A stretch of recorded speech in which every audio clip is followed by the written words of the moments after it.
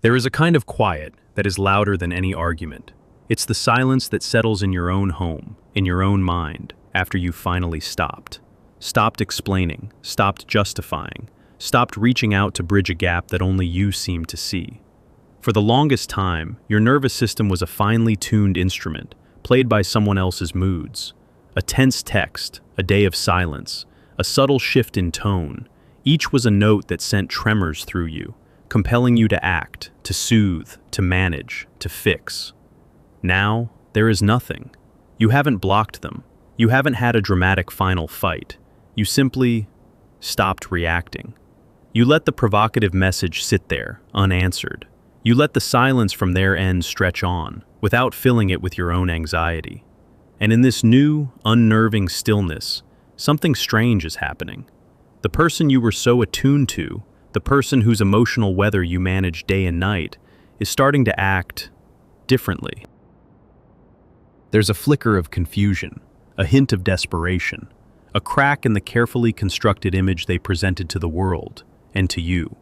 You see the mask begin to slip, and the most unsettling part is the thought that follows. Did I do this?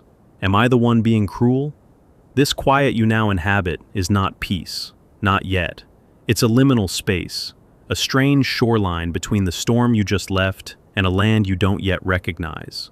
You feel a phantom guilt, an echo of the old responsibility. The part of you that was conditioned to be the good one, the understanding one, the patient one, is screaming in protest. It tells you that your silence is a weapon, that your lack of reaction is a form of punishment. It whispers that you have become cold, hard, and unfeeling. But your body knows something else. For the first time in months, or perhaps years, the tension in your shoulders has eased just a little. You are sleeping a bit deeper. There is a small, quiet space inside you that is not occupied by rehearsing conversations or deciphering mixed signals. This is the paradox of the empath's withdrawal. Your mind is tangled in guilt, but your body is breathing a sigh of relief. This is the critical turning point where so many people get lost. They mistake this profound act of self-preservation for a moral failure.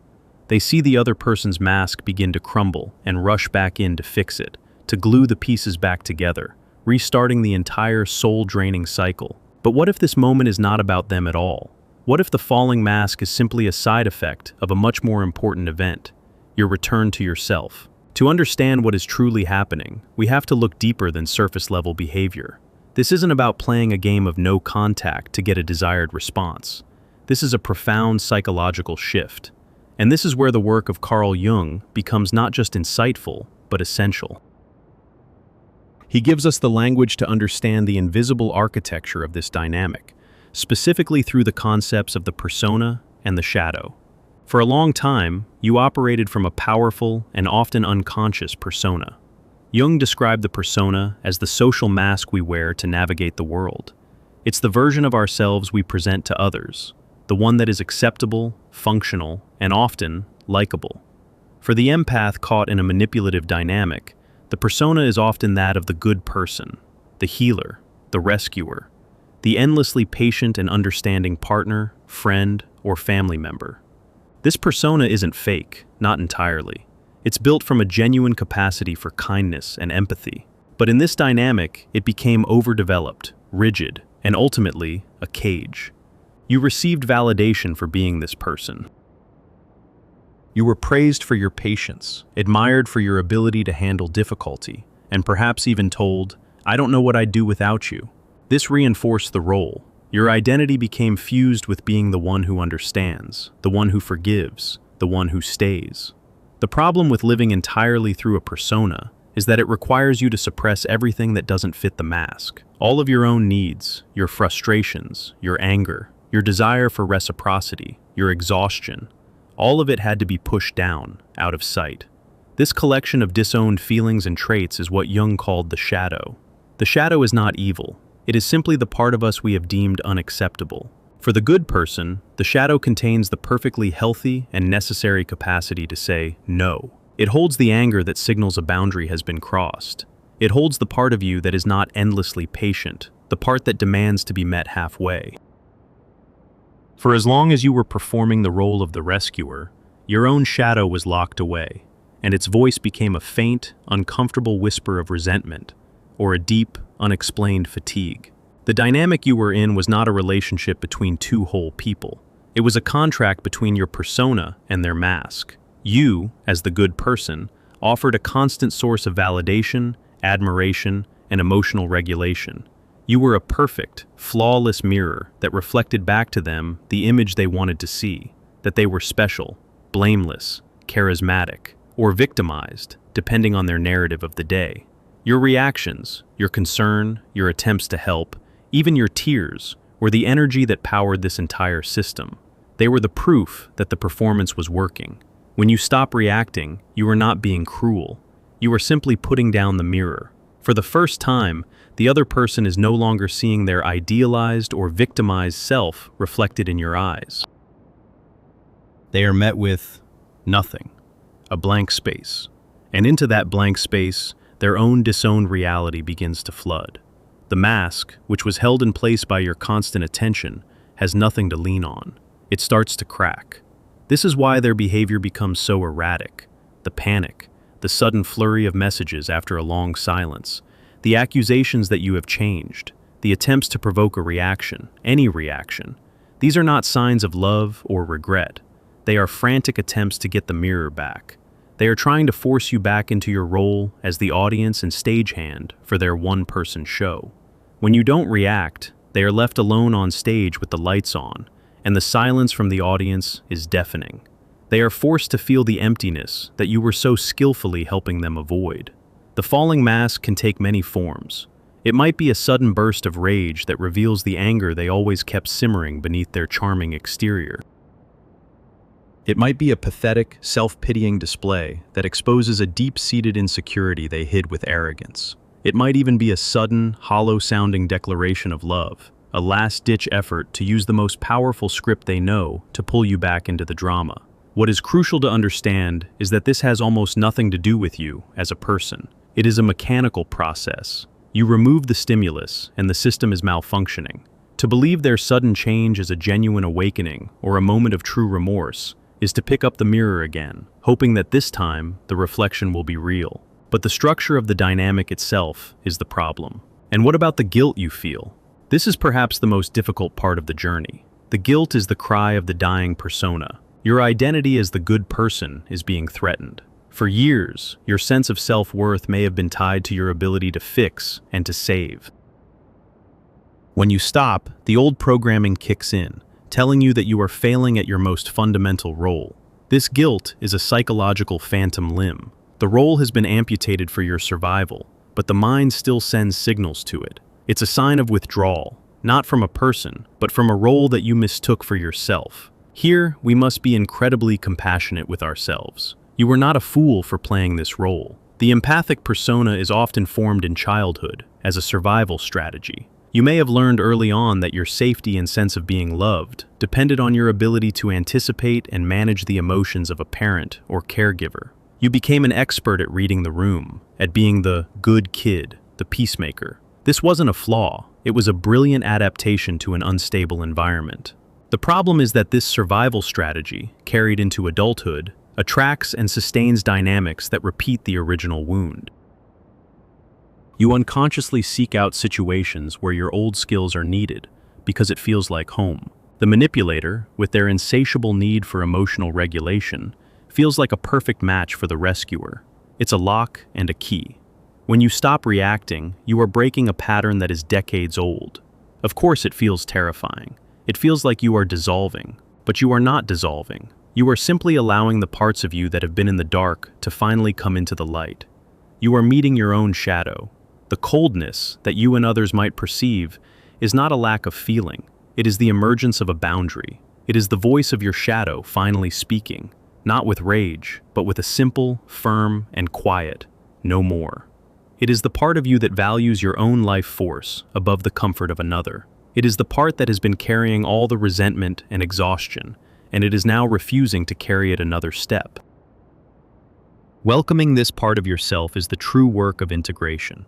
It means acknowledging the anger you were never allowed to feel. It means honoring the needs you were taught to ignore, It means accepting that you are not just a well of infinite patience, but a complex human being with limits. This process is not about becoming a hardened, cynical person. It is about becoming a whole person. A whole person can be kind and have firm boundaries. A whole person can be empathetic and refuse to be used as an emotional dumping ground. A whole person's worth is not derived from their usefulness to others, but from their own integrated self. As you stay in this quiet space and you resist the urge to rush back and fix the cracking mask, you will notice subtle shifts within yourself. The guilt will begin to recede, replaced by a sense of clarity. The inner noise of anxiety will quiet down, replaced by your own authentic thoughts and feelings. You will start to remember who you were before you became someone's caretaker. You might rediscover old hobbies, reconnect with friends who nourish you, or simply enjoy the feeling of being in a room by yourself, without feeling responsible for anyone else's happiness. This is the return to the self. Jung saw this as the ultimate goal of psychological life, the process of individuation. It is the journey of becoming the individual you were always meant to be, separate from the collective expectations and the roles you were assigned. For the empath, this journey is often catalyzed by the painful collapse of a relationship built on the persona. The breakdown of the outer dynamic forces the necessary work of inner integration. So, what do you do when they try to pull you back in? When the mask is patched up and they reappear, charming and apologetic? Or when they lash out, trying to trigger your old guilt? You do nothing. You observe it as you would a weather pattern. You recognize it for what it is, an attempt to reactivate the old system. You see the strings, but you no longer feel the pull. This is not a game of power. It is an act of profound self-respect. You are no longer available for that role. The casting call is closed. If this journey names something you have felt but never been able to articulate, allow yourself to sit with that recognition. It is a sign that a deeper part of you is ready to be heard. The focus must shift entirely from, what are they thinking, and, will they change, to, what is being awakened in me? The falling mask is a distraction. The real show is happening inside you. It is the quiet, powerful integration of your own light and your own shadow. It is the birth of a person who can love deeply without self-abandonment. The fear that you will become unlovable if you are not endlessly accommodating is the final lie of the persona. The truth is, you become truly available for authentic connection only when you stop performing. When you are whole, you attract others who are also whole, or at least are committed to their own journey of wholeness. You no longer fit with those who are looking for a mirror, a parent, or a savior. Let their mask fall. Let it shatter on the ground if it must. It is not your responsibility to clean up the pieces. Your only responsibility now is to yourself, to learn the landscape of your own soul, to honor the wisdom of your body, which knew it needed to stop long before your mind gave it permission. This process is your liberation. The silence you are creating is not an empty void. It is a sacred space. It is the ground where you are planting the seeds of your own authentic life. A life where your empathy is a gift you share wisely, not a resource to be endlessly drained. A life where your kindness coexists with an unshakable respect for your own boundaries.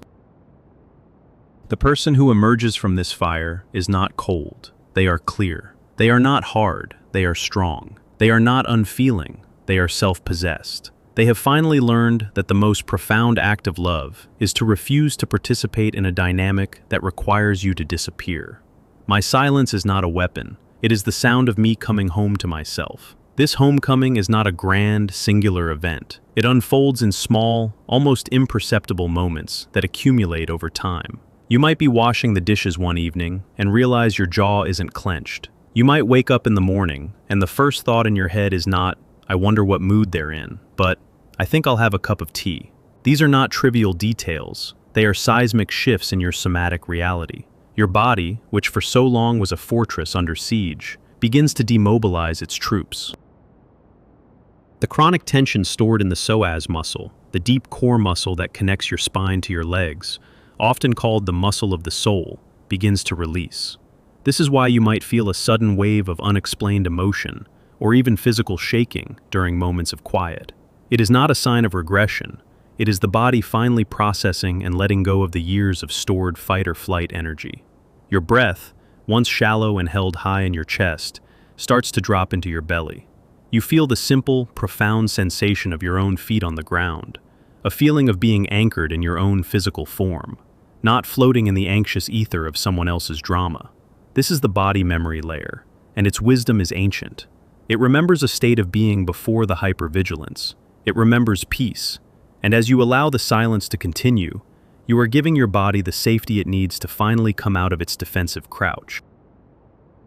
With this somatic settling, your inner world begins to change color. The gray fog of anxiety and mental rehearsal starts to lift, revealing forgotten landscapes of your own personality.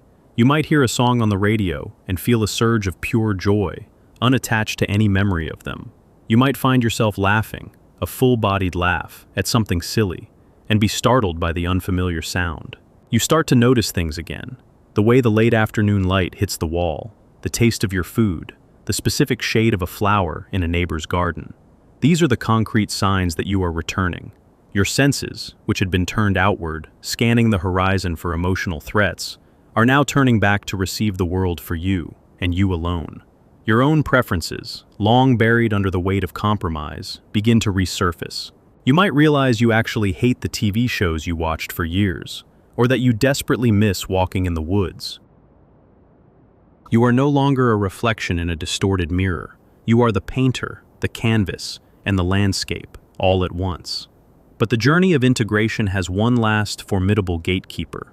It is the late practical test. This test rarely comes when you expect it. It comes after a period of prolonged silence, just when you've started to feel stable, when your nervous system has finally recalibrated to a new, peaceful baseline. It is then that the phone will light up, an email will appear, a mutual friend will deliver a message. This is not the frantic, chaotic lashing out you saw when the mask first started to crack. This is different.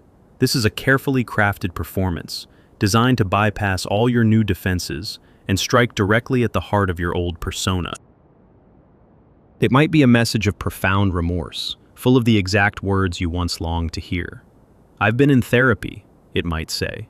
"I realize everything I did. You were right. I was broken, and I broke you. I just want a chance to show you I've changed." Or it might be an appeal to your deepest sense of duty, a sudden, dramatic crisis, a health scare, a financial disaster, a story of profound victimhood where they have been wronged by the world, and you were the only one who ever truly understood them. When this message arrives, your body will remember first. You will feel that familiar jolt of adrenaline, the lurch in your stomach, the sudden quickening of your heart. The good person persona, which you thought was long gone, will sit up in its grave, ready to rush in and save the day. The guilt, the sense of responsibility, the old hope, it will all flash through you in a single, powerful wave. And this is the moment of truth. In the past, that wave would have carried you away.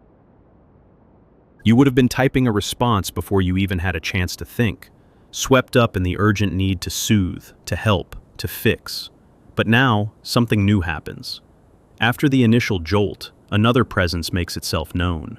It is the quiet, grounded voice of your integrated self.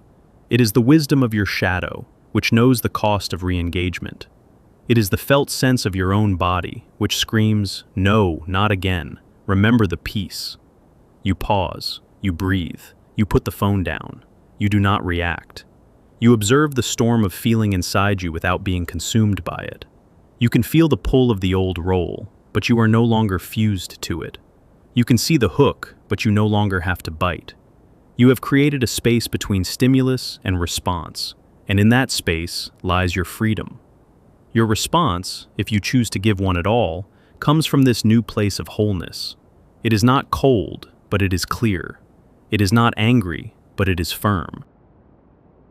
It might be a simple, "I hear you, and I wish you well on your journey," with no opening for further discussion. Or, more often than not, the most powerful and self-honoring response is to say nothing at all. To understand that their awakening or their crisis is still part of their own story, and you are no longer a character in it. Your role has been written out by you. Passing this test is a profound rite of passage. It is the final confirmation that you have truly come home.